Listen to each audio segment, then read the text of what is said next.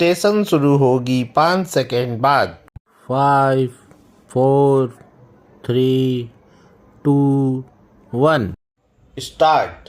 प्रधानमंत्री नरेंद्र मोदी ने जेवर में नोएडा इंटरनेशनल एयरपोर्ट के पहले चरण का उद्घाटन करते हुए इसे उचित ही भारत की नई ऊर्जा का प्रतीक कहा।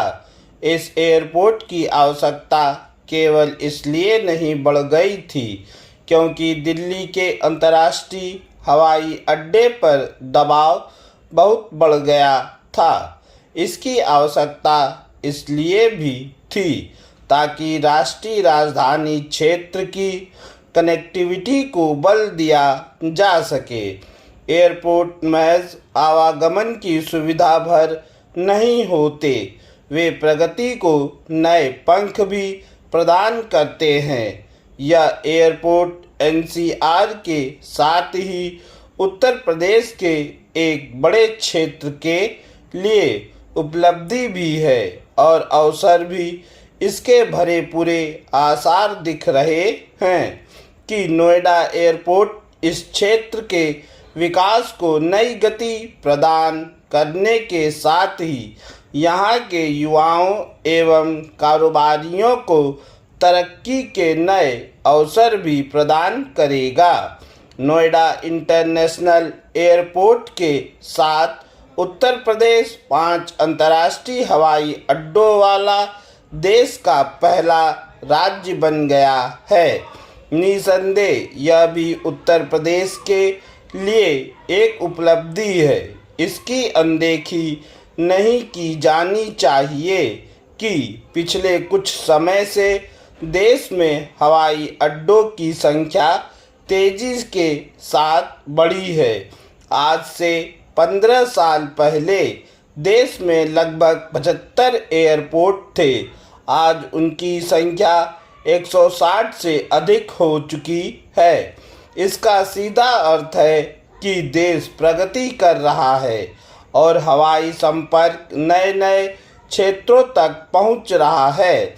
आज के युग में यह धारणा सही नहीं कि हवाई यात्रा सिर्फ धनी वर्ग के लिए ही संभव है। वास्तव में अब यह आम आदमी की भी ज़रूरत बन गई है। इसमें संदेह नहीं कि देश में हवाई यात्रा सुविधा का विस्तार हो रहा है, लेकिन अभी उड्डयन क्षेत्र में काफ़ी कुछ करने की आवश्यकता है।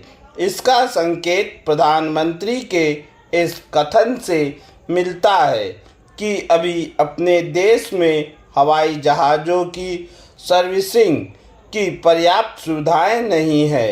यह आश्चर्यजनक है कि आज भी 85% हवाई जहाज़ों को सर्विसिंग के लिए विदेश भेजना पड़ता है।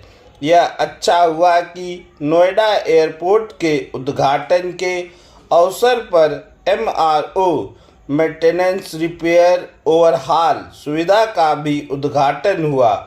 यह सुविधा देश के अन्य हवाई अड्डों पर भी उपलब्ध कराई जानी चाहिए। इसी के साथ इस पर भी सभी राजनीतिक दलों को आत्मचिंतन करना चाहिए कि आखिर बुनियादी ढांचे और नागरिक सुविधाओं से जुड़ी परियोजनाओं की परिकल्पना एवं उनके क्रियान्वयन में इतना अंतर क्यों हो जाता है। नोएडा में अंतर्राष्ट्रीय हवाई अड्डे की स्थापना का प्रस्ताव 2001 में राजनाथ सिंह ने उत्तर प्रदेश के मुख्यमंत्री के तौर पर किया था।